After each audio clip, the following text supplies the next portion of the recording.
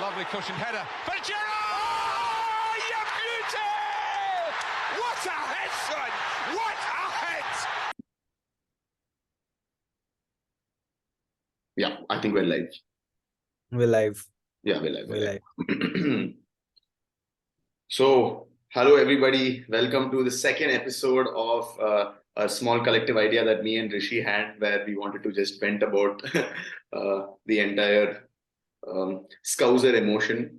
So that was a mad game week, no, Rishi, this week? Yeah, finally, I think positive game week. Definitely, So definitely. I don't know how long it's been since we had a positive game week. Good result, comprehensive victory. True, Everything was nice. I Quite think good. it's the first time in a really long time where I thought we played like Liverpool. You know, Yeah, it looked like a flop team. yeah, it looked like a proper Klopp team. The pressing was very good. Hendo was on full fire. Hendo was probably one of the best players on the pitch that day. So I don't know, everything fell in place, and I think the Trent assist was just the cherry on the cake for me. It was it was too nice. It was good to see Trent back. It was good to see Gakpo not get 007. So, so keeping all of that into consideration, I think um, the Derby game was a very good place for us to turn up.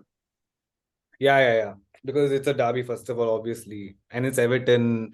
And they just did well against Arsenal. They got a result against Arsenal. All those things were not going in our favor. Definitely. And we still managed to turn it around.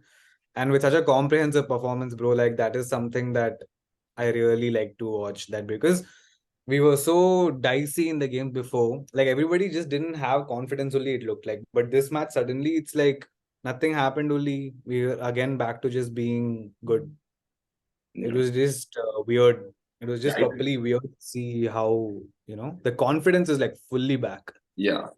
So definitely it becomes a little difficult or a little premature of us to think that we are back, because we it's just one out of a culmination of games. So I think great response for the 3-0 loss at Wolves. Definitely a great response. And as you said, like the entire Sean Dyche coming in, every team has this honeymoon period when a new manager comes in, because they're all fighting for their spot in that team. So they all try to overperform, do well, and everything. I felt like we did damn well. I think in terms of every department, we did well. I'm not saying that it was completely one-sided, the game, but for most of it, I felt like we were in control. We were constantly dominating is what I felt. I just don't know. I just think the only thing I didn't truly understand in the entire thing was who played left wing and who played strikers.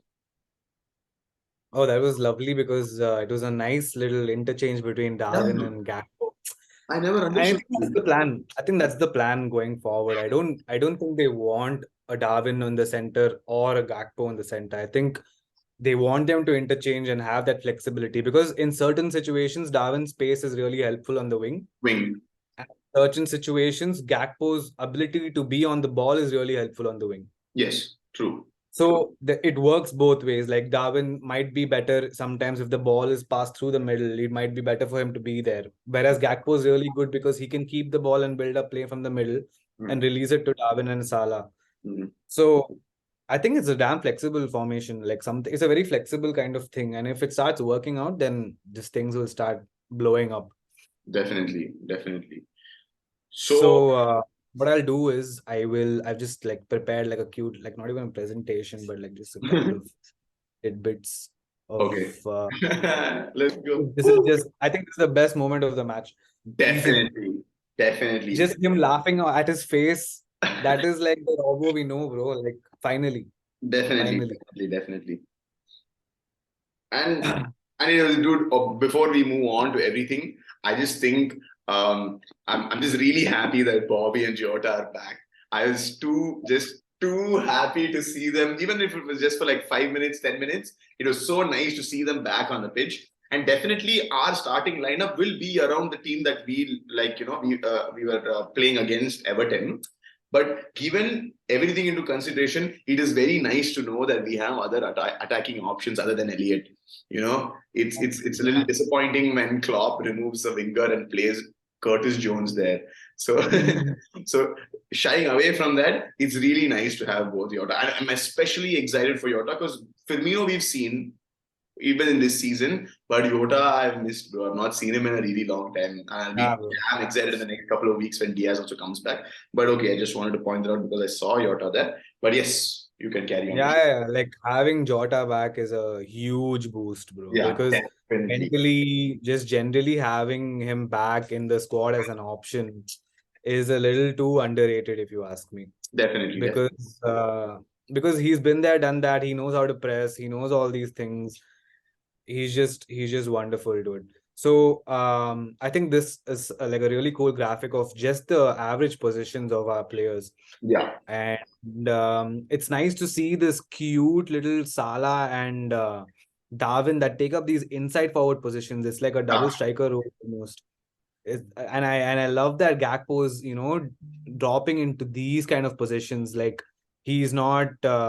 It's a little more Bobby-esque role where we're going back to our old system where Darwin's just making these forward runs here.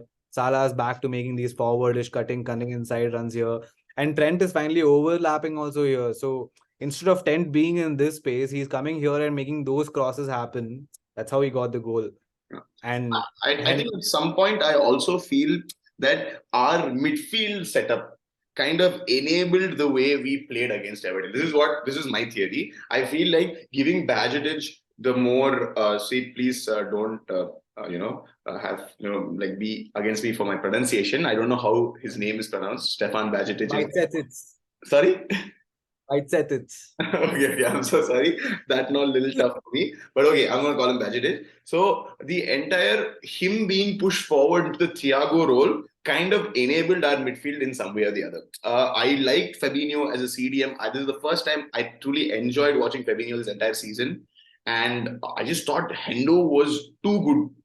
And I feel like this entire setup of this midfield and how they shaped themselves and how they won the second balls and how they covered up for our fullbacks enabled both Robbo and Trent to do what they wanted to do.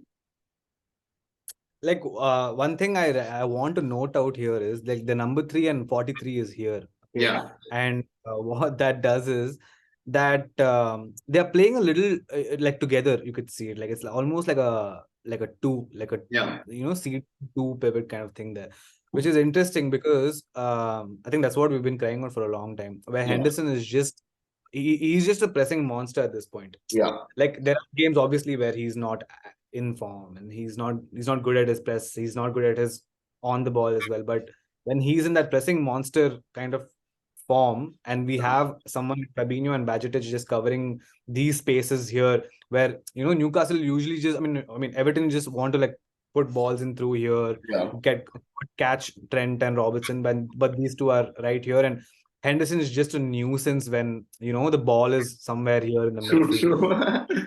When he's in form, he's a kind of a nuisance. When he's not in form, then he becomes really difficult to watch. Correct. Definitely correct. So, like looking at the formation, like as you pointed out, there are two things that I wanted to speak about. One is when we countered for the first goal, I didn't realize Gakpo was pacey. I thought Gakpo wasn't too pacey at all. In everything, in all the games that I watched, in all the 7 games that we'd watched also, I didn't think that pace would be one of his attributes. I told you the first day that I watched him play only. I think it was against the FA Cup fixture against Wolves, the first fixture. I think that was his first game. And he was gliding, dude. Like the way he was moving and everything, I really enjoyed how he played. But in that counter-attack, see, Núñez, obviously, he was on the ball and he generated so much pace. That's crazy. But when Salah was making that run and Gakpo was making that run, I was just too excited. So it is really good to see Gakpo, get his first goal, have a good recognized first game in his hand. And more than anything, played really well, like on the ball, especially. Definitely. When he's winning that possession, and you can see Salah and Núñez are back to making those inside forward runs right in front of him. So there are 2-3 times he passes it to Núñez, and there are 2-3 times where he passes it to Salah. I think he's properly into that Bobby role finally, and that's really nice to see, to be honest. Yeah. Really nice. Yeah. And more than anything, we need to not blame Gakpo also, because I think it's kind of obvious that he prefers to play off the left. So keeping that into consideration, we have given him a very let the interchange of positions be at this moment. Leaving that out of consideration, we have kind of given him a Bobby role, if you think about it.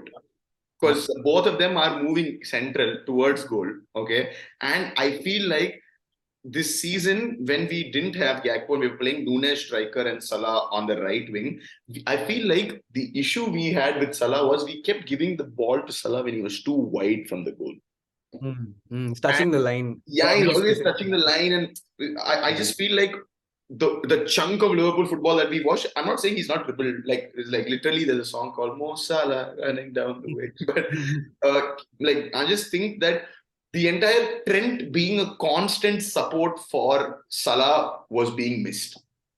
Yeah, and there was this point where we were doing this thing where Salah is just on the wide line and Henderson is like behind-ish on a right back position, and Trent would be like almost in a very midfield-esque position. Correct. Right mid. Yeah, that was just, I don't know what that was, that kind of inversion, but we were back to doing basic stuff. Trent just overlapping, just hugging the touchline, getting those crosses. Henderson just doing all the dirty work. Salah just taking the position inside the box, which is the perfect place for him to be at. Yeah, the finish was good, but definitely Pickford misjudged that. But before moving on to the goals and everything, we'll go off to the formations. So this is Everton's just average player position. This is nothing like just pure mid block here. Like they just wanted to break everything down. But that day, I think Henderson just said thank you very much. Bajcetic, obviously, like we'll have a whole segment about him. Yeah. But yeah, they tried their best. I don't think they did much this game, to be honest. Like I feel like we've given a good physical battle to them, so that their midfield is also very physical, and we've kind of lived up to the expectation of a Merseyside derby. Because before going into the Merseyside derby, in the very previous episode, before speaking so many laurels about Odi Gakpo, we literally questioned the signing last week. So I'm just saying we kind of turned up. I feel like the world was expecting us to drop. I'm sure because it was in Anfield, we had some edge. But at the same time, the world was definitely expecting us to drop points. At least, like I'm saying, the bare minimum, 2 points minimum, they thought we were going to drop. So it was not only nice to pick the 3 points, but at the same time to just give a good performance. I think that was the main part. It was like that passion-filled performance. Also, we all know that from a Klopp team, it's very passion-based. Klopp team's not very tactical. They are not very smart. Correct. They are very passion-based. They play fully from their heart, and Henderson truly embodies that, bro. Yeah, definitely. He's becomes a very important part. He came in and he decided to be good that day, and I think that was after everybody saw him do that. Then I could see Trent, talking to everybody, making sure they're in the right positions, making sure he's telling them what to do, just communicating. Robertson always does that. Then you could see Fabinho doing his bit, and then just letting them allow Bajcetic to do his stuff, and giving him protection. I think that way Henderson really set the standard for this match, and I really have to give him a lot of praise for this game. Definitely, he enabled the ease at which we played. That is the important aspect. So, crazy performances from all of our players. And all of our players are, quite good to see. I think the rankings are a bit unfair, like the ratings, because I think Bajcetic was really good. Yeah, but definitely. I don't know what kind of stuff that they go into to see these rankings. So these are just the XG and where the goals came from. This was like a pretty straightforward shot. Yeah, Pickford was just in no man's land. Definitely, Pickford was trying to stop the ball going to Gakpo actually. Yeah, but the counter was brilliant. Yeah, the counter itself was brilliant. I think the first 1-2 between Nunes and Salah changed the whole thing. I think that enabled Nunes because it fell perfectly for Nunes, and Nunes is bloody fast, bro. He has crazy strides. He's decently physical, but at some point, I don't know if Nunes knows what he's attempting. Do you remember the bicycle pass or shot that he did? That could have almost been an assist. Yeah, he almost got an assist. So I just feel like Nunes is a very is a little clueless, but he's also very relentless. And I don't know. I really like his vibe. I really like his entire The word that I like to use with him is raw. He's just raw. He's just raw. Correct. He's just raw, bro. He is not good technically, but he just has the pace and the physicality for everything. And he's not afraid of the Premier League challenge. Like you can see it. Like he's not afraid to do what he feels like doing. Correct. But he's either trying a lot and messing these things up or messing his shot up. His technical ability is not at that, world-class clinical finishing level. But I think he's raw talent. I don't want to keep using the word raw. In some time, he should become technically a little more adept, a little more calmer, make a little more sensible decisions. But very exciting to watch him. To be honest, very definitely. I actually can't wait to see him perform next season. I always don't like I spoke in the last podcast also. I don't like to judge someone with very little time unless and until he's a Chelsea player. So keeping that aside, I feel like the next season, I really think he's going to explode, dude. I think if Nunes decides to start finding the back of the net, we are going to be in for a treat. Because I think that's what Salah said in post-match. He was like, he was very confident. He was like, once this guy just starts finding the back of the net, he's going to score way too many goals. And everybody knows that. Yeah, definitely. He gets into positions. I just have like a cute graphic. Before I move on to that, I just want to show you the Gakpo chance. Very straightforward, cute little shot that he's taken right in front of goal. And Trent's cross was just brilliant. I think the Robbo run to pass it off. The Robbo run. He was surrounded by 4 people, dude. He just moved left, right. And I like Robbo because he knows to use his teammates around him very well.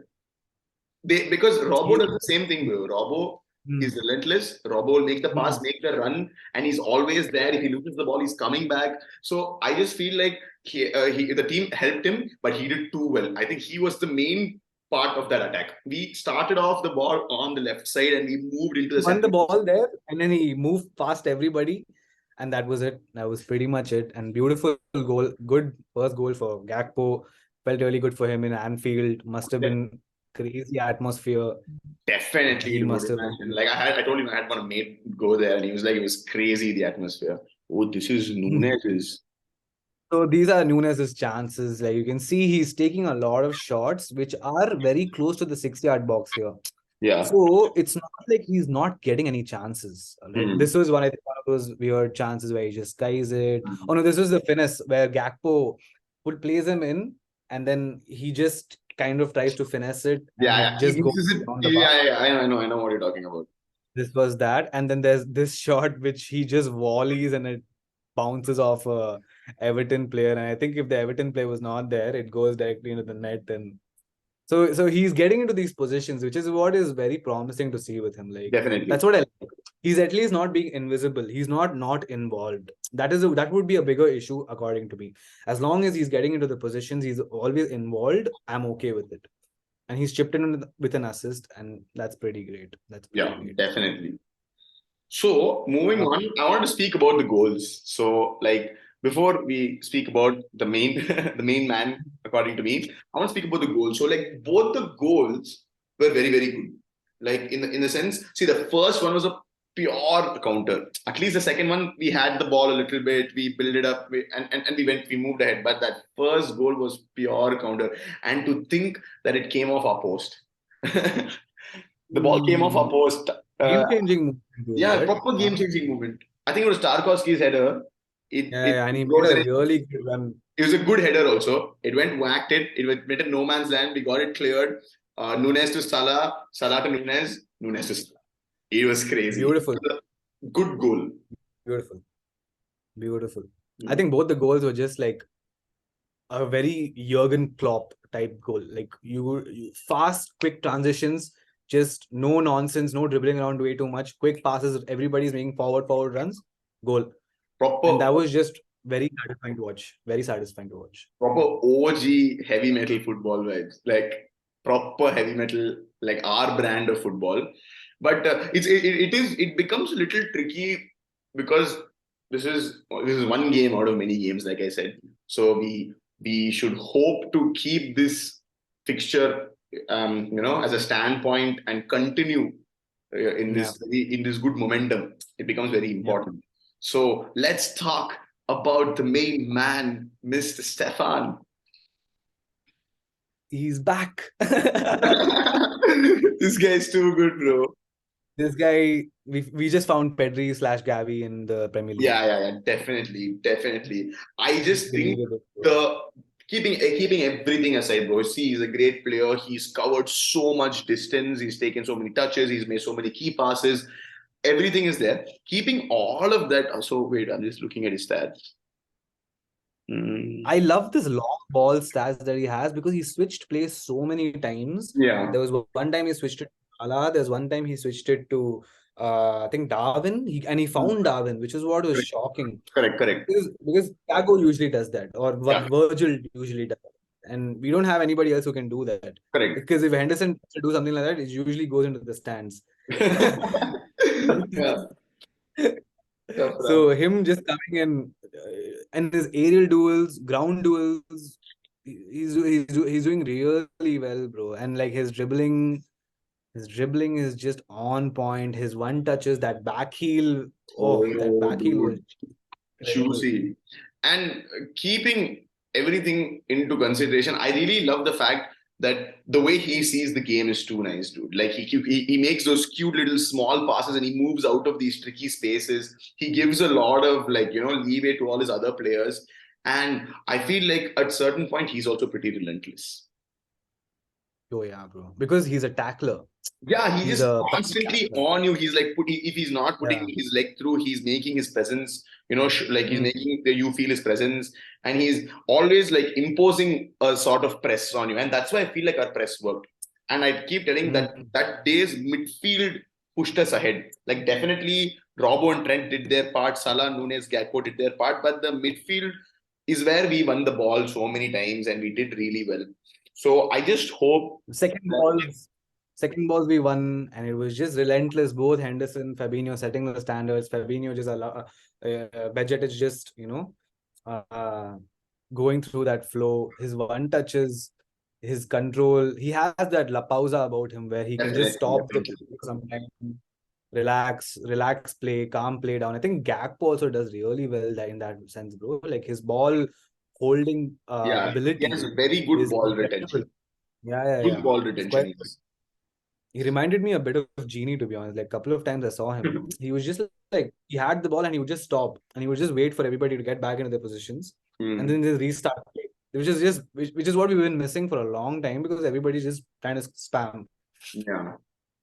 See, I think this entire spam culture this season has been a little irritating because I feel like as a club, we've not been holding the ball as much as we used to. And more than holding the ball, we've seen, like, for example, you remember the Salah header goal against City? Mm-hmm. Trent to Robbo to Salah goal. You remember that goal, right? In Anfield. Yeah, in Anfield. Yeah.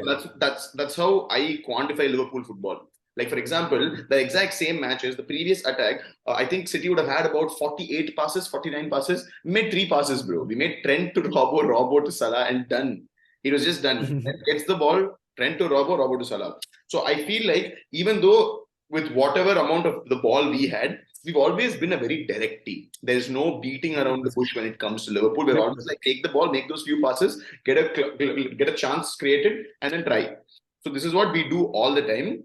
So I think like Liverpool is more focused on chance creation, whereas like a City or an Arsenal is more focused on keeping the ball. They're insistent on making sure the ball is around them. Liverpool are okay with direct balls, like let Van Dijk just hoof one to Darwin. Let's see if it works or not, or let Trent put it on. They're okay with that. So that's something that separates us, but again comes to bite us back in the ass because sometimes we're rushing things a little too much and then we don't have control in games and all these things. So I feel like that's what our directness, we weren't able to facilitate our direct style of play with the kind of players that we had and the mentality that these players had. So every time we try to do something like, okay, let's go for goal. And I have this entire issue where we're always chasing a game. There's no sense of comfort only because we start the game, we concede. And once we concede, everybody has a certain, one sense of anxiety that, oh shit, we're already 1 goal down. So they're like, hurry, get the first goal. And that kind of breaks our creativity. I feel like we should make sure that for the first 30 minutes, we don't concede. Okay, see, conceding first comes later. First 30 minutes, at least we should not concede. We should give our players 30 minutes time to yes. To see, I understand, like, we shouldn't be conceding, but it's easier said than done is something that I'd like to say. I think the more real challenge would be if we do concede, and then we should be able to come back. I think that is more important, because always you can't be stuck in that. You can't be stuck in that rut. Like, no. We concede and we're like done. The game's over. Yeah, I think that's one big thing to get over. We need a win where we concede first and then we pull out a win from there. I think that will give us a really good confidence boost. Yeah, definitely. But this entire so basically what I was trying to say is that I feel like finally this might be a positive step towards moving. 100%. I think everybody just looked fresh. Everybody just looked a little more fresh, a little more happy to play at least. Like, that's the very weird thing to say, but everybody just looked fun. They were excited to play that game. Definitely. It was just nice to watch. It was nice. And I feel like even the people were excited to, like, kind of do the like have the comeback and make a statement during the derby game. Now, that was damn fun. 100%. And one thing about Anfield that day was just Anfield was on it that day. It was pumping. It was properly. They were bouncing Anfield, and it was nice, dude. It's nice. Like yesterday when we watched that entire Barca game, it was very unlike Anfield, because I've never had that moment of silence. And then there are certain players, like I remember when Gavi pulled off that double skill and then he gets the foul, right? Like usually when our players are fouled, the fans are like on their, they're on top of the they're yelling. Yesterday they were they were clapping, and I'm like, buddy, that is it. So okay, we'll quickly start doing a pre-match because we have a game tomorrow. Oh yeah, game, and this is how the two games have played in the last 5 matches. Newcastle haven't done too well, bro. They've got they haven't done too well, bro. They just don't concede, man. Okay, last 2 games they conceded 1 goal, but I'm just saying generally they don't concede, man, which becomes a guess which team have beat Newcastle in the league this year? Who scored the winner? Carvalho, I guess. Fabio Carvalho. Incredible. But yeah, it's going to be a shithouse match because it's in Newcastle. And... Proper. Like after seeing the Newcastle Arsenal game at Emirates, no, I have no faith that Newcastle will not play a shithouse game.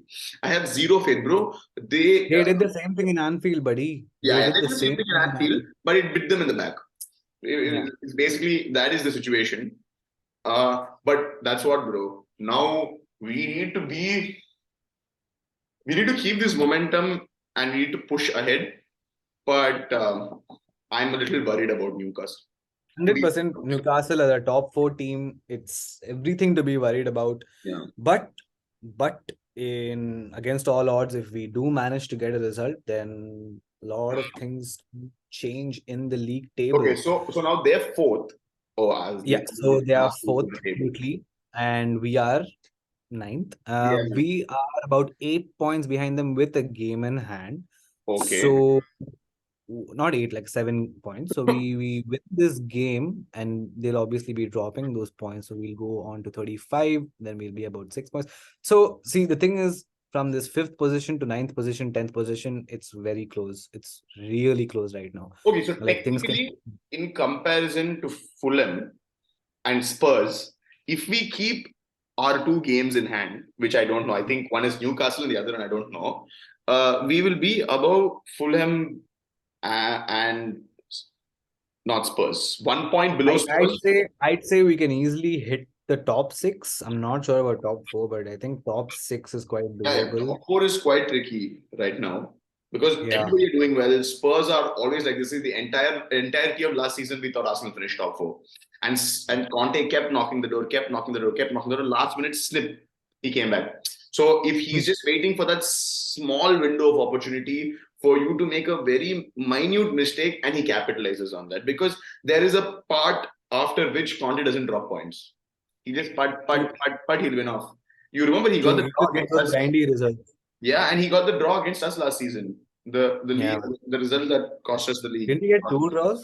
No, I don't remember. No, first game we won, I think. I think we Fair. won. Bobby will put brace, with header, I think, that season.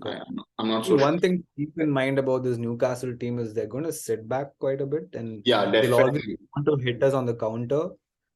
But if we manage to keep the ball, if we manage to keep the ball well, and if our press is in good shape, then I think we can give them a really good game.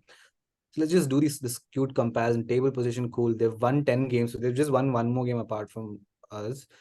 They've drawn many games. We've lost a lot of games. We've But still they scored. lost us.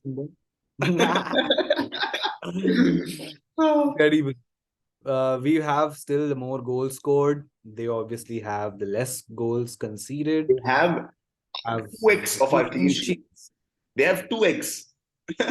Their defense he's basically the modern day Mourinho, bro. Eddie Howe. Very, very dirty. Like, I wouldn't say dirty. I think I'd apologize for that. But he's one very laid back. I feel like Newcastle as a team at some point feels comfortable off the ball in comparison to when they're on the ball.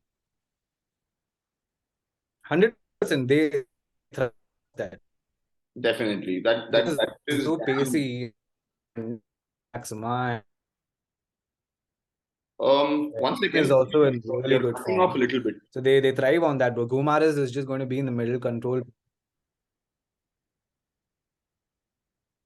Okay, this is my wife. Yeah. I think you're. Am I back? Yeah, you're back. You're back. You were just like stuck for a bit, and then I didn't hear anything. But yeah, you can continue. Sorry.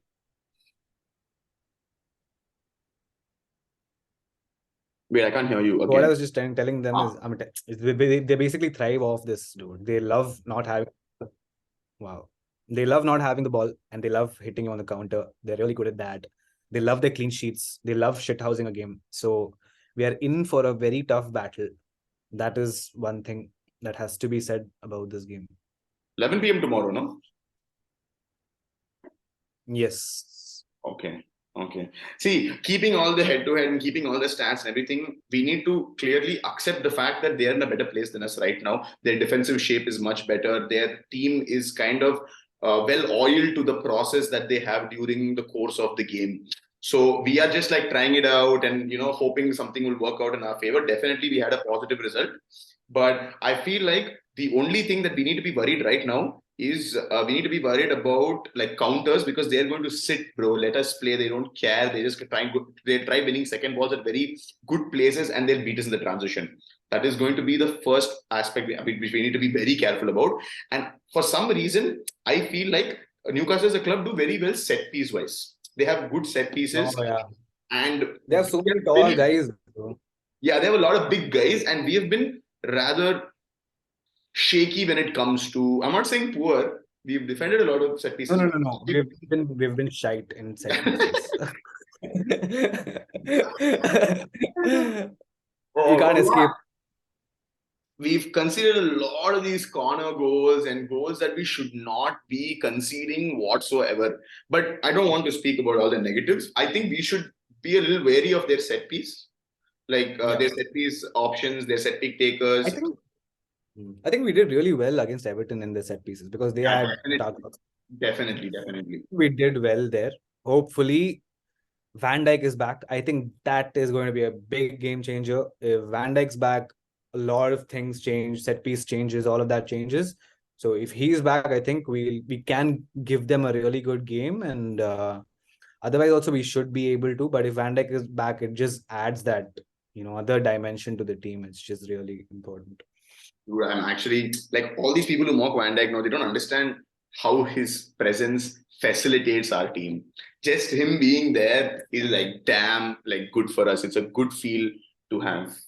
So amongst everything that we've discussed today and everything that we have to look forward to, one game right after we had such a good Merseyside derby and a good performance, a good show, and I was looking on to the next week, and I didn't expect we had to play Newcastle, bro. So Tough. tough, Very, very, very, very tough, tough. But Very tough. okay, good test, good challenge. So we